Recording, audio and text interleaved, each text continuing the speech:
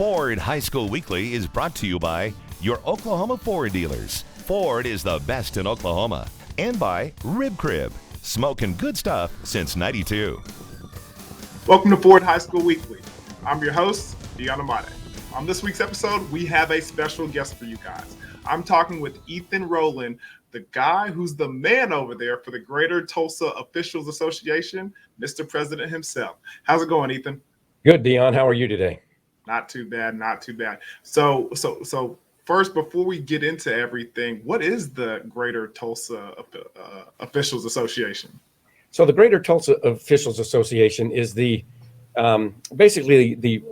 focus on football. We're the football officiating arm for Northeast Oklahoma. Basically, we serve 74 different schools around the area, and basically we contract with schools to supply them with football officials every Friday night, from scrimmages all the way through the regular season. And then when the playoffs start, the OSSAA takes over the assignment process. But during the season, the GTOA is in charge of making sure schools have officials to cover their games. Well, we appreciate you bringing those officials over, because without you guys, we couldn't play the game that we love. Sure, it's fun. It's a challenge, but it's a lot of fun, and it's good work. We have a good time with it. I imagine so. We'll get into a little bit about that, but before we get into like the hard-hitting questions about officiating and everything you guys do over there, I want to kind of get some background information about you. So tell me a little bit about how you grew up and how you got your love for sports.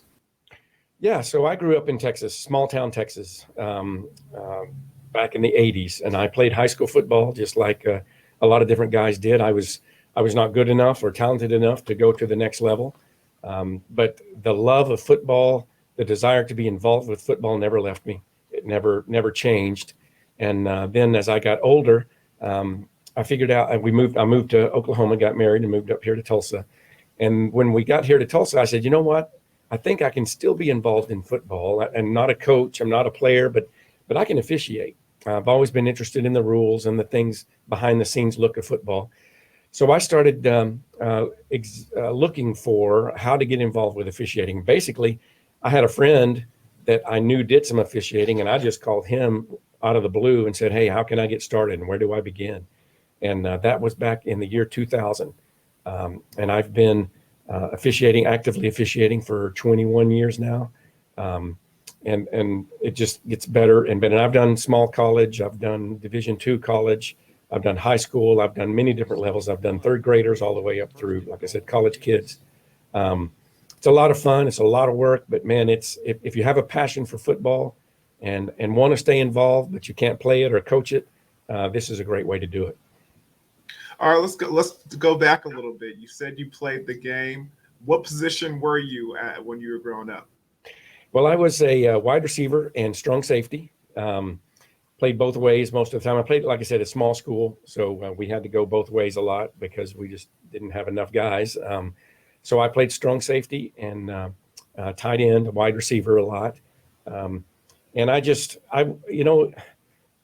my earliest memories, really, I had two older brothers that also played football, and my earliest memories as a child were going to the game on Friday night and watching my big brothers play football, and watching them. And those guys are your heroes. My brothers are my heroes, and I would watch them do that, and I would be so impressed with it, and I just fell in love with it. And ever since then, it's been the same thing. I just love the game. I love the competition. I love the brotherhood. I love the camaraderie that comes from it. And that started, like I said, at a very early age, and here I am, 53 years old now, and it's still there. Still passionate about it. When we come back, we'll talk more about what it takes to be an official for the Greater Tulsa Officials Association here on Ford High School Weekly.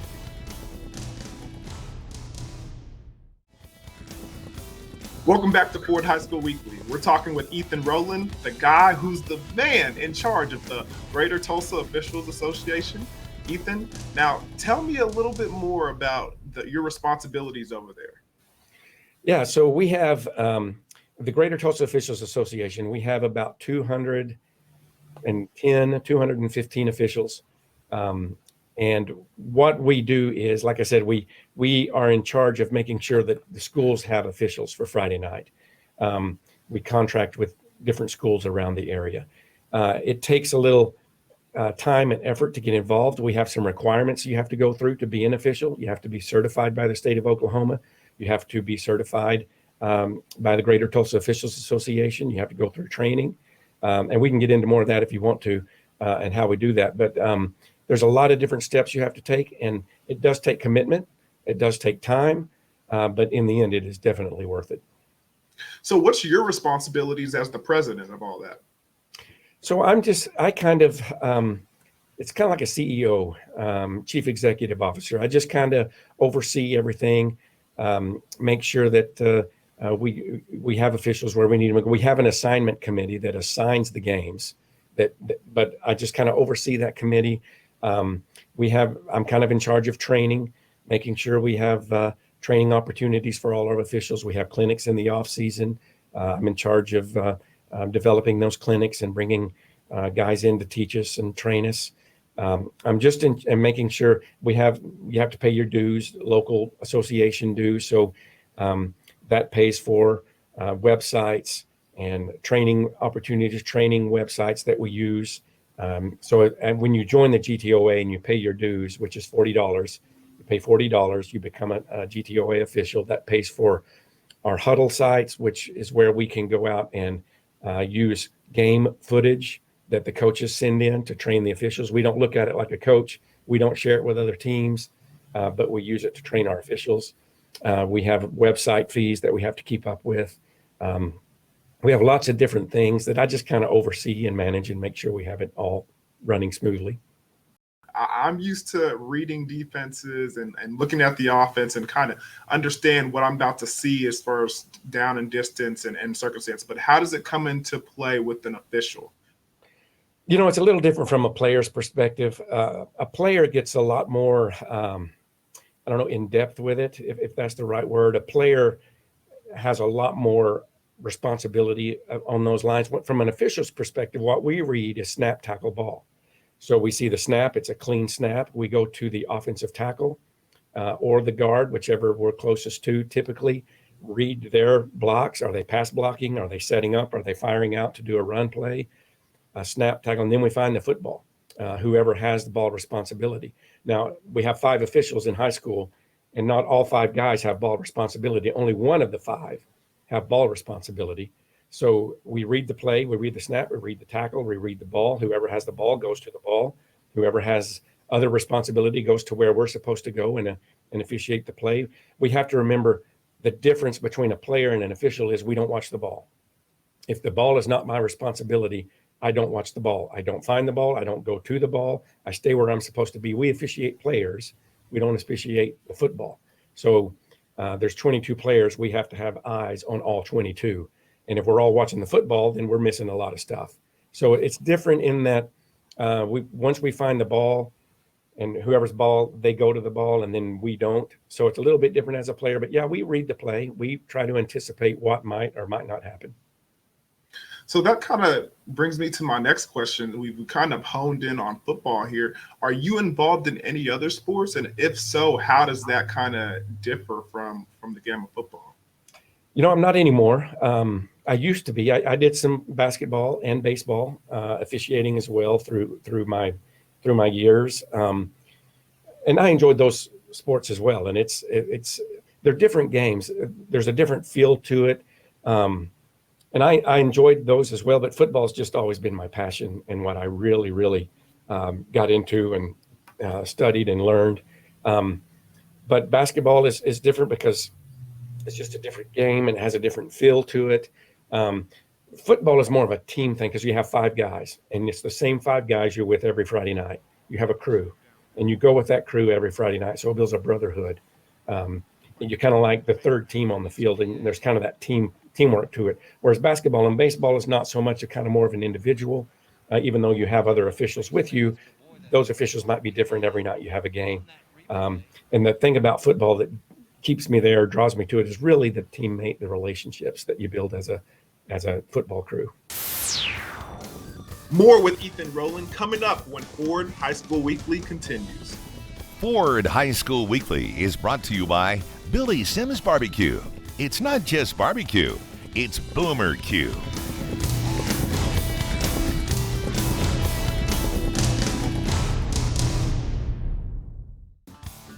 Welcome back to Ford High School Weekly. We're talking with Ethan Rolen.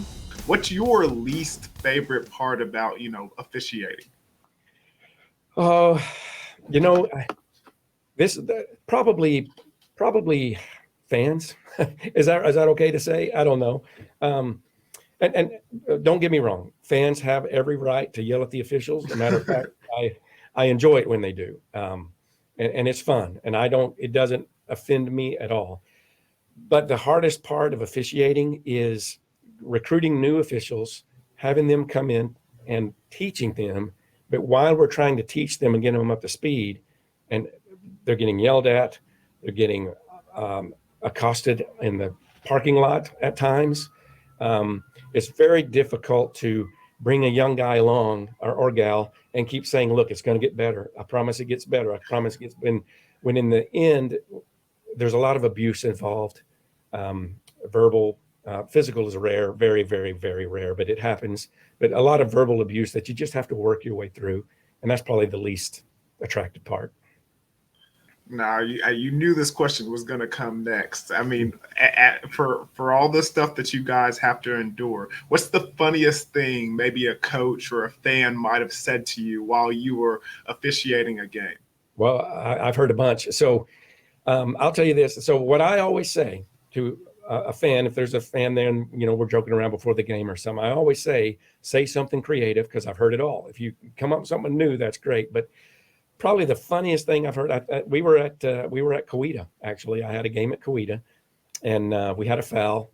I don't remember what it was.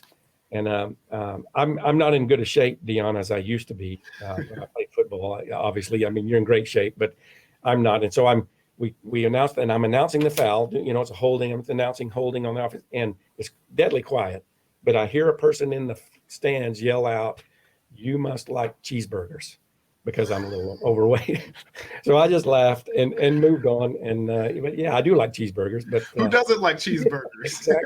Exactly. But yeah, things like that. And it's how do you sleep at night? On my back usually. So things like that happens. But I don't mind fans yelling. It's when it gets to the abusive or personal level that it gets difficult. So if there were a situation that you missed a call, or you might have, when you look back, saw that you got it wrong or realized that you got it wrong, how do you handle that situation? That's a tough one, because as much as the fans root for their team and as much as they want us to get everything right, nobody is more critical of the officiating than the officials. I promise you. When we miss something, it bugs me, it bugs us. So if I just miss something on a Friday night and I know I miss it, obviously I will go to the coach and say, "Coach, we missed it. I just didn't see it," or "I just got to the end of it and just didn't see the beginning." We missed it. We're human. We are going to miss things. And when I miss something, it bothers me. And I don't sleep well on Friday night. Wake up Saturday and get over it and figure out, why did I miss it? What did I do wrong? Well, and kind of go through it in my mind, the technicalities of why I would have missed it and how I'm not going to miss it next time. But missing calls is hard, but it happens. But also, we have to remember as officials, we don't call everything, because not everything's a foul. If the ball goes this way and there's a hold over there, we may not call that hold because it had no effect on the play. So there's a lot of things like that we have to work through on the field as well. So not everything's a foul. But when I call a foul that wasn't a foul, that's just as damaging as not calling a foul. We want to get the safety fouls. The safety fouls are the most important. Targeting, blindside blocks, things like that. We must get those. If we miss a hold, we don't want to, but if we miss a hold, we miss a hold. We'll get better and we'll fix that. But we really don't want to miss the safety fouls. I've heard this phrase used a lot, and you're going to be the guy who can tell me if it's right or wrong. We could call a flag on every play if we wanted to. Is that correct, or is that incorrect? maybe not every play, but we could call a foul on a lot of them. So what we try to do is stay to as minimum as we can with the number of fouls. Nobody's there to watch us. Nobody cares if we're there or not. Nobody is there to watch us throw our flags and make announcements about who fouled who. Nobody wants to see that. We don't either. So the fact is, we could throw a lot more flags than we do, but nobody wants to see that. So at the same time, we are there to adjudicate the game. We are there to make sure no one is getting an unfair advantage. And advantage, disadvantage is a big part of officiating. Did they gain an advantage by that? Is that something that they didn't gain an advantage by it? And we have to judge that and determine if it's worth a flag or not. Flow of game matters. Time of game may even matter at times. But a foul's a foul, but at the same time, they're not always, it's not always the right time to call them. So if we wanted to, yeah, you're right. We could have 30, 40 fouls a game. But we try not to have that many if we can. Well, when we come back, we'll talk a little bit more about becoming an official and how you get that done here on Ford High School Week. Welcome back to Ford High School Weekly. I'm talking with the man who you need to know if you want to become an official, Ethan Rolen.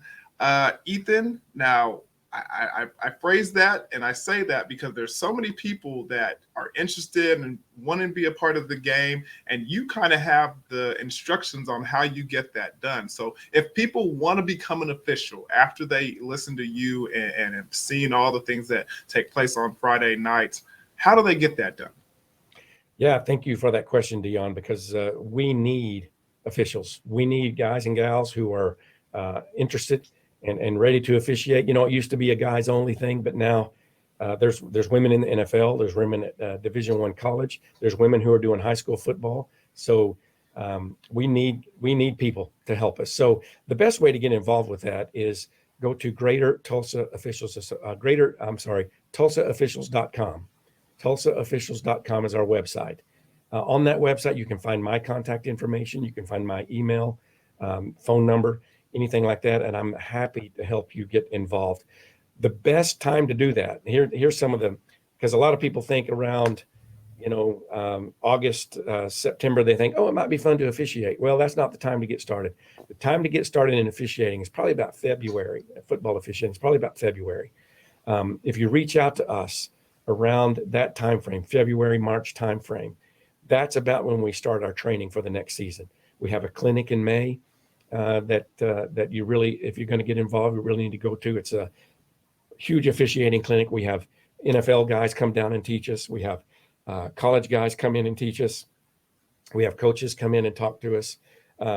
We have state representatives, all over, officiating representatives come in and discuss things with us. We get out on the field. We work some of the spring scrimmages. And that's kind of our introduction to it. And then we start our meetings in July for officiating. And we have 8 local meetings. You have to attend 4 of them. If you're a new official, we prefer you to come as many as you possibly can. But we have 8 local meetings you come to. That's part of training, part of getting involved. Then we have a state meeting. We help you through the rules test, get you involved. And once you're all signed up and everything's ready to go, everything is good. We have a special going, and I hate to say that because I'm not a salesman, but if you come in in the first year and you officiate that first year, when you come back your second year, we'll pay for your dues. When you return for year 2, we'll pay for your dues. We'll pay for you to get started. You'll have to buy your own uniforms and stuff like that. But we'll pay your dues in your second year as an official because we need people to help. So I know you said you're not a salesman, but for the people who are on the fence about if they want to decide to do this or be a part of this, why should they become an official? That's an easy question for me to answer. If you're passionate about the game, if you love the game of football, if you want to be around the game again after maybe you've played high school ball or you've played college ball, it's just not out of your system yet. They're just still part of you. You can still get that feeling. You can still get that camaraderie. Yeah, you're not going to get the contact and you're not going to be a football player or a coach. But what you are going to be is you're going to be there. You're going to be on the field on Friday nights. You're going to be part of the lights, part of the the national anthem that puts chills down your back, even when you're not playing the game. You're going to meet your best friends in the world, because when you're in a Union High School stadium and there's 10,000 people there, there's 2 teams and there's 5 of you. Nobody's there for you. The only 5 guys on that field and your families may be there, but we're all we've got. And it's almost, you hate comparing football to battle because it's so completely different. But at the same time, it's almost like going to battle with your guys and hanging in there and doing what's right and supporting each other through the hard times and enjoying the good times together. There's nothing like you getting a call from the state says, hey, you guys have been assigned a state championship, and it's something you've worked for years and years and years. There's nothing like that moment of celebration that you can have with your buddies, and then go out and work. So it's all those same types of feelings, those same types of moments. It's just now you have to keep your emotions under control a lot more. Man, you said you're not a salesman, but you're almost making me want to go put on the white and black and root on. Come on, we'll take you. I guarantee you, we'll put you to work. I would love to, man. Maybe I should come to a couple of those clinics and really see what you guys have to put up with. Love to have you. Absolutely. Yes. Well, Ethan, thank you so much for joining us this evening. It was a pleasure having you, and we'll look forward to seeing you in the future. Great. Thank you very much. It was a great time. Back by Burke. Direct snap to Presley, right side. Oh, it's Kirby up there helping block for him. He's got a first down and more. He's going to be gone. Be sure to go to yourview.com/OK for highlights and replays of the Ford Game of the Week. And check out our podcast and past episodes at yourview.com/OK. Remember, only the best in Oklahoma make it to Ford High School Weekly. So thank you for watching, and until next time, I'm Deanna Mate. Ford High School Weekly has been brought to you by your Oklahoma Ford dealers. Ford is the best in Oklahoma. And by Rib Crib, smoking good stuff since '92.